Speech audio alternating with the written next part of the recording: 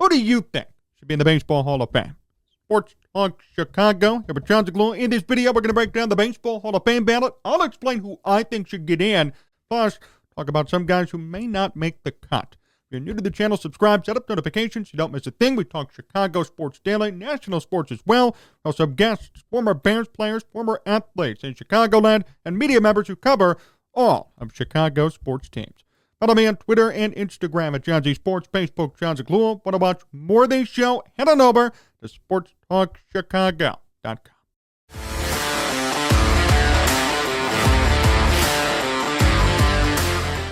I want to start today with this. For years, I've covered the Baseball Hall of Fame and all the issues that come along with the voting. There are players who've been mistreated, players who've been falling off the ballot for pretty much no reason other than personal vendettas. We've seen steroid players go on and off. Some steroid players have gotten in. The process is flawed beyond belief. And the more and more I cover it, the more frustrated I get because there are some good players who are not in the Hall of Fame today.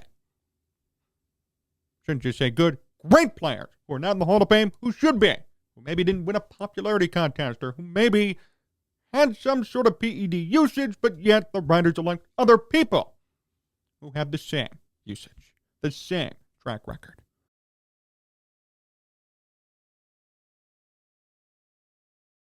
Nobody's going to be perfect, especially when you have a body of old men voting on something.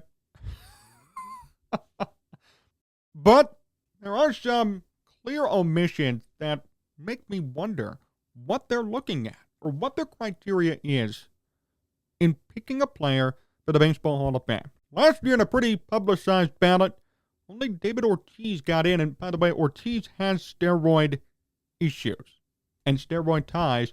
Didn't matter. Because everybody likes Big Papi. Everybody appreciates what he's done for the Red Sox, and so do I. Great player, but steroid user. DH. Not the best player ever at his position. But because of his personality and some of his antics off the field and winning a World Series with the Red Sox, everybody pushed him in on the first ballot. Meanwhile, good players, great players, people who may have been tied to PEDs but were the best of their generation, like Barry Bonds, Roger Clemens, fell off the ballot last year. Curt Schilling, who is a definite Hall of Famer regardless of politics, also fell off the ballot. Billy Wagner, a friend of this program, one of the greatest closers in MLB history, is fighting to get in with 3 years left. Other players who I think are a slam dunk, including Jeff Kent, was the most home runs at second base in history. He's in danger of falling off the ballot, too. See my point? It's not perfect. It's very flawed. It's a popularity contest. There are different rules made for different people. And that's why it's such an issue with the Baseball Hall of Fame. There are too many guys who the writers have gotten wrong, and too many guys who are in there who the writers put in, who shouldn't be there. Why the hell is Bill Rizzuto in the Hall of Fame? Well, it's a New York bias. Bill Rizzuto was not a great baseball player. Nice broadcaster, funny guy, not a good baseball player in the Hall of Fame. No numbers to support it in the Hall of Fame. We could look back to so many different players in the 30s, 40s, 50s who the writers ushered in for no reason. Even today, Fred McGriff, who fell off the ballot, 7 home runs short of 500, just got in via the Veterans Committee. That same committee which had Theo Epstein on it. Sent down to Barry Bonds, Curt Schilling, Roger Clemens, Dale Murphy. Great players who should probably be there. You could thank your friend Theo Epstein, former Cubs president, for that, partially. Other people on the committee, too. This is my point. It's extremely biased. It does not take into account the greatness of each player numerically, statistically. It's a popularity contest, and it's all based off of conjecture and opinions instead of facts.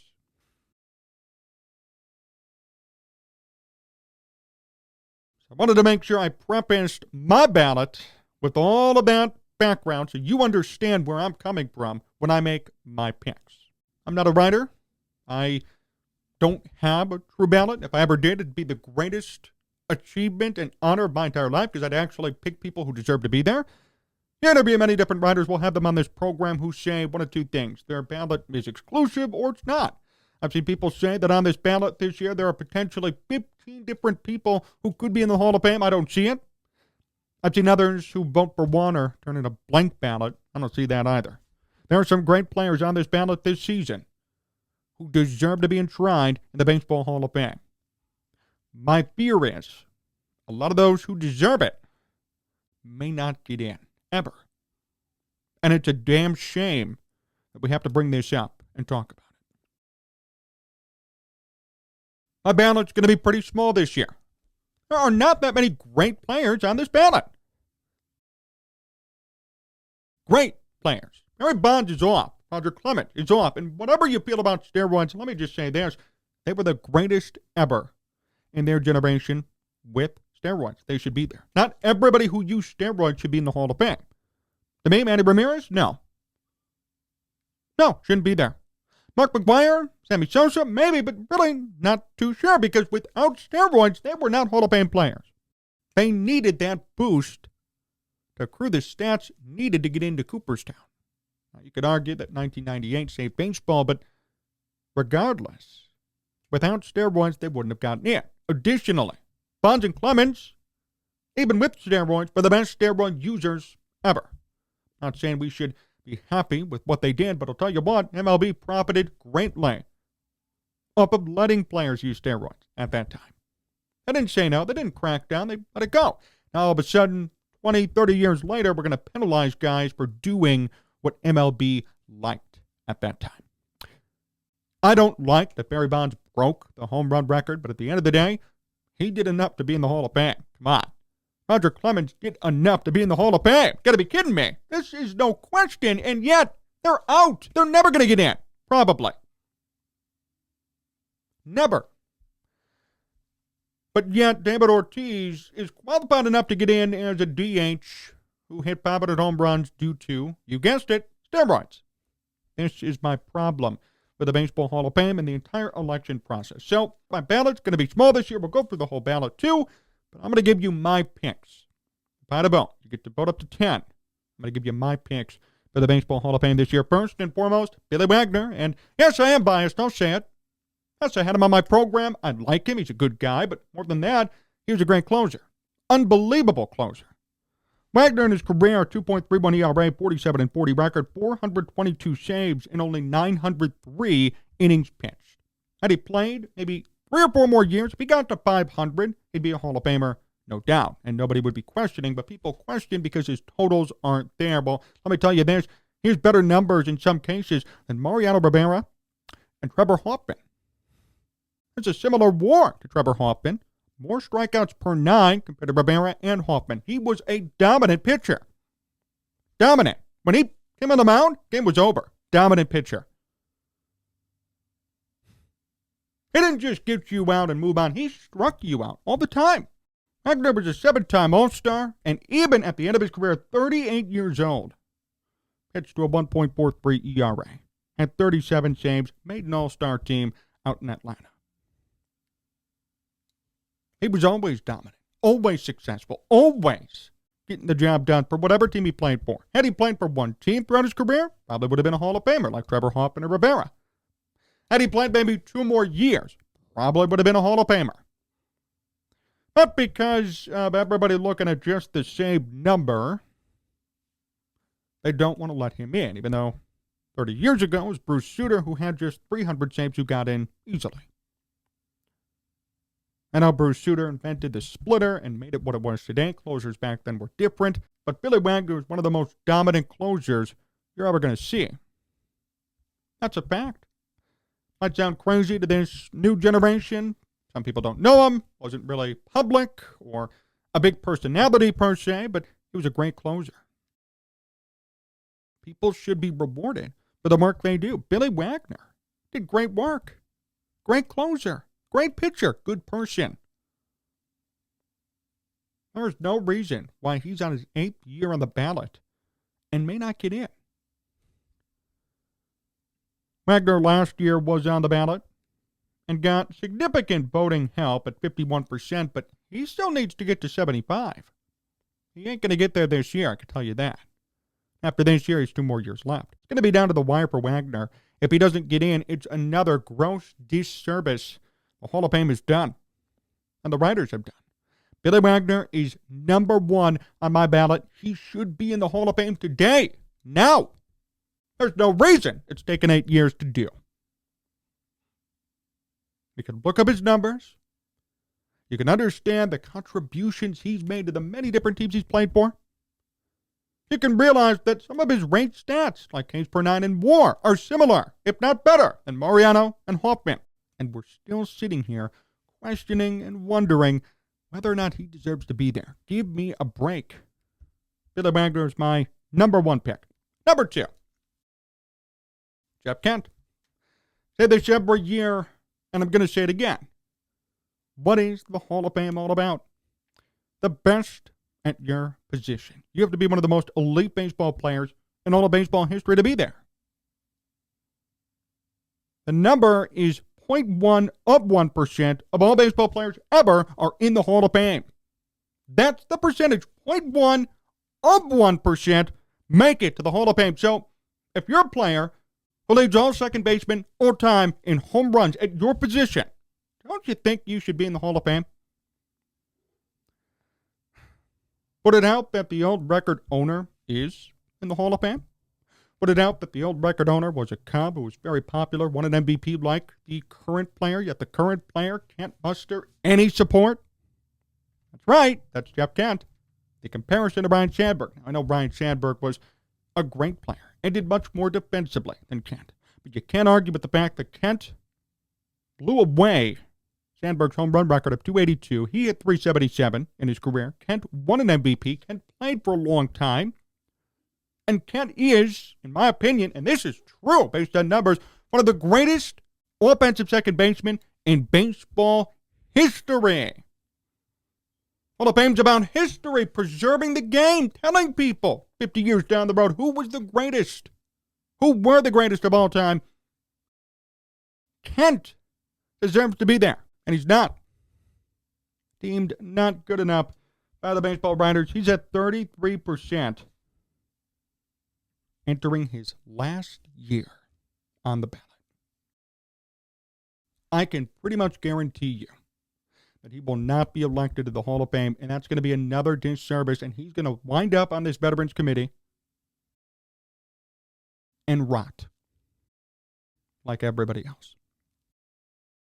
Like Barry Bonds, Roger Clemens, Dale Murphy. Dale Murphy has been retired for 30, 40 years. Still hoping to get in. Albert Bell. There are going to be tons of players on this Veterans Committee ballot who then will wait and wait and wait and hope that this committee of 16 people who are biased will get them in. Gross disservice by the baseball writers. Gross disservice again by the Hall of Fame. You have to be the greatest at your position, right? Everybody says, did he win an MVP? Was he the greatest at his position? What made him so elite? Jeff Kent won an MVP. So he was considered at one time the best player in baseball. Jeff Kent has the most home runs all time at second base. He's the greatest power-hitting second baseman, one of the greatest offensive second basemen in baseball history. And yet polling at 32 or 33%. It's wrong. Probably won't get in. Probably will never get in. But he's on my ballot this year at number 2. Number 3. Jimmy Rollins. I think he deserves a vote, and I don't know if he's ever going to get in, but I'll tell you what, Jimmy Rollins was, similarly to Jeff Kent, middle infielder who at one point was the greatest player in the entire game. Many people forget about what Rollins did on Philadelphia. Last year he had 9.4% on the ballot for support. Rollins, almost 2,500 hits. Rollins played for a long time. Gold Glove winning second baseman. And yes, in 2007, I remember watching him one of the greatest seasons I've ever seen from a player. Rollins had 212 hits. Rollins had 20 triples, 30 home runs, and easily won the MVP that year. Played every single game in Philadelphia and helped them out big time when they eventually became a World Series juggernaut in the late 2000s. Rollins, in his career, stacks up pretty favorably, in my opinion, to other second basemen. We look at some of his similarity scores. It includes Barry Larkin, Alan Trammell, Lou Whitaker, Roberto Alomar, and Ryne Sandberg. Lou Whitaker's the only one of those not in the Hall of Fame. So Jimmy Rollins, comparatively, is similar to all these Hall of Famers. Barry Larkin was in right away. Alan Trammell took some time. He got in. Roberto Alomar, easy choice, got in. And Ryne Sandberg, everybody loved. Other players even. Joe Morgan, J. Bale, Ray Durham. It's clear Jimmy Rollins is comparable to a lot of players already in the Hall of Fame. So why is he not there? Why is he only garnering 10%, 9% of support? He's only in year 2. He's got a long way to go, but I have a feeling he may not get in. Another gross disservice. Jimmy Rollins was a franchise guy, played with Philadelphia for the majority of his career, helped them win a World Series, won an MVP, has numbers to support his case, was a great offensive and defensive middle infielder and shortstop. How could you say he doesn't deserve to be there? I think it's pretty clear to me that Rollins deserves a spot, but again, I have a feeling he may not get in, but that's my third choice. Only got one more choice. Mark Buehrle. This might be a biased vote to an extent. I know he was a White Sox forever, and I even grew up a Cubs fan. I was not a Mark Buehrle guy growing up, but I respect what he's done in Major League Baseball. I respect his longevity. I respect his ability to be so durable throughout his career. Right now, Buehrle is at 6%. Got that last year. Going to be entering his third year on the ballot. Buehrle pitched forever. Buehrle, near the end of his career, even at 36 years old, nearly had 200 innings pitched, pitched a perfect game, won a World Series, did so much for the White Sox, then Toronto later in his career, and did it all by throwing 85 miles per hour. He was the left-handed Greg Maddux, to an extent, of this generation. I appreciate what he did as a player. I enjoyed watching him pitch. How about this number? 15 straight years of 10-plus wins, and 14 straight years of 200-plus innings pitched. See, this is my point. You don't see this longevity anywhere. We're even talking about 1960s, 1950s pitchers. Somebody always got hurt eventually. Somebody couldn't go 200 innings in a certain year, got wiped out. Mark Buehrle did that for 14 and 15 years, respectively. 14 years of 200-plus innings pitched. Would have done it in his last year, too, but he finished about 2 innings short. And 15 years of 10-plus wins. You could say wins don't matter, wins are not important. Well, in this generation, that's going to be on the ballot now. Wins still did matter to an extent. Buehrle had 214 in his career and averaged 14 every single season. He was a frequent All-Star, frequent Gold Glove Award winner, one of the best defensive pitchers of his era. And wherever he was, there just seemed to be success. He was the face of the White Sox for a long time. Grew up a White Sox, homegrown White Sox, and played with them all the way from 2000 to 2011. Went to Miami, did good, then 3 more years of productivity in Toronto. If Mark Buehrle was in baseball today, he would be revered. The game today is even weaker. Pitchers are even weaker. There is no pitchers going 200 innings every season for 14 years. Doesn't happen anymore. There's no pitcher today who'd be getting 10-plus wins for 15 years in a row. Everybody's getting hurt. Everybody's on an innings limit. Wins don't matter anymore. These are things that are important that we should be discussing and analyzing.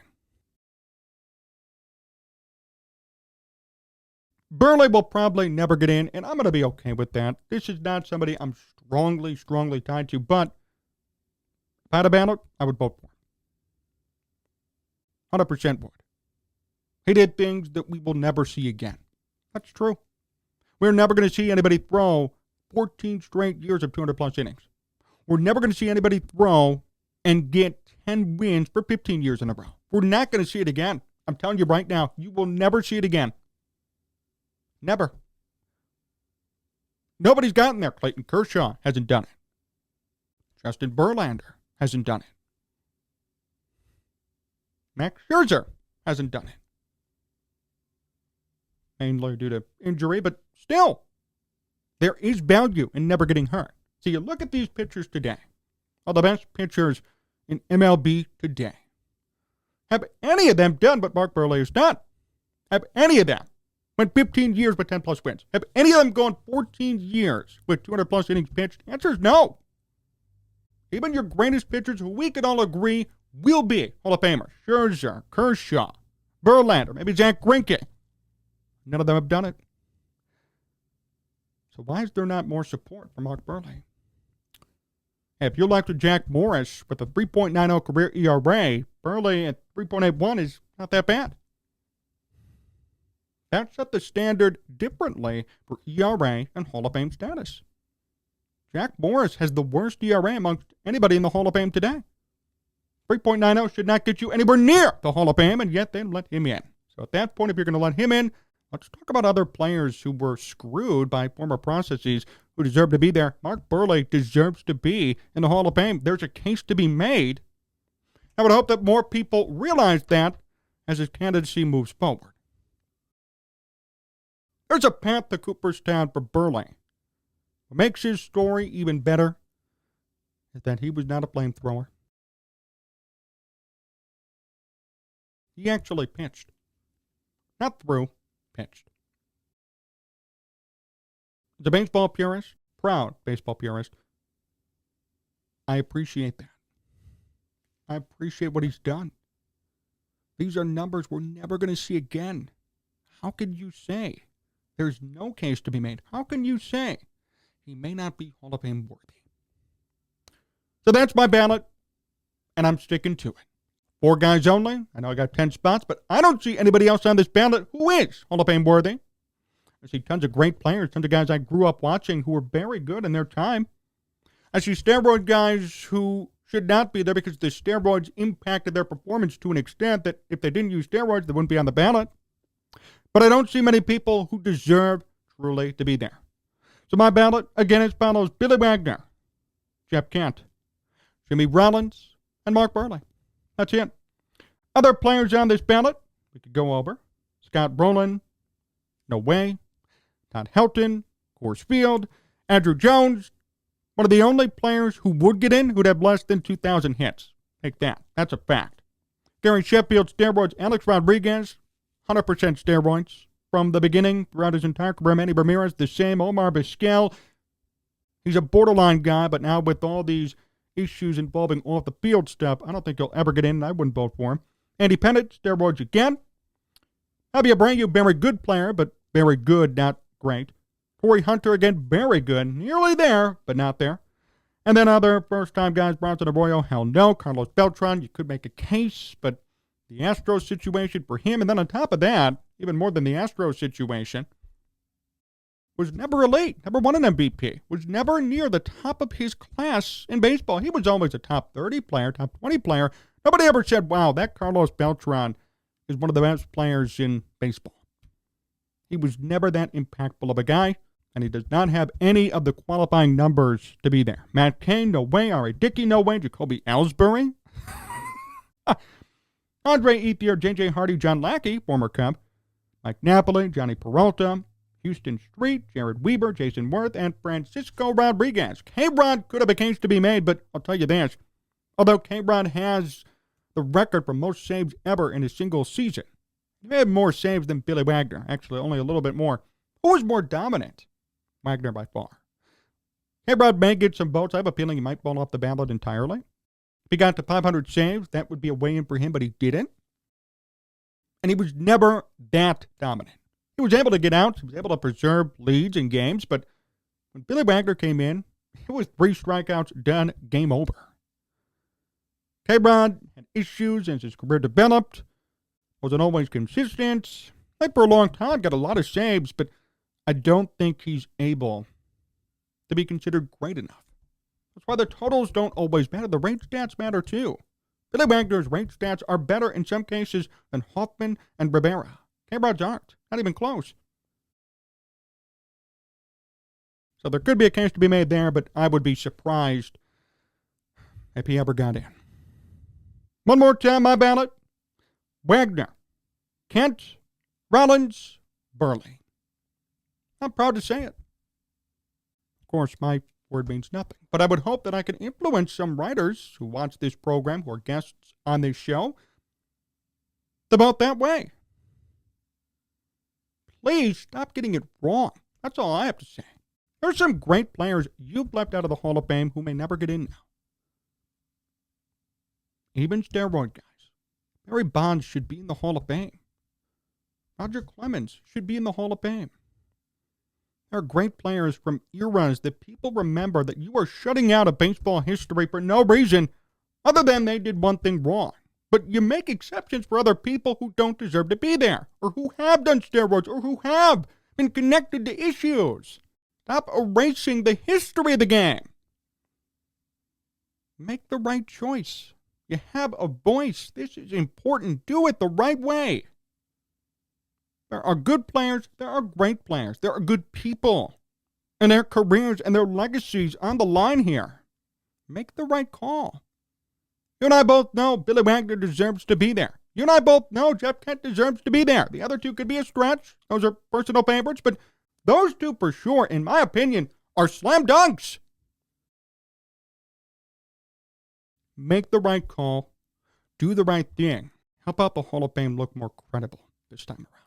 Thanks for watching today's show here on YouTube. Really appreciate the time. Remember, you can follow me on Twitter and Instagram at Jon Z Sports, Facebook, Jon Zaghloul. Want to watch more of this show? Head on over to sportstalkchicago.com. So long, everyone.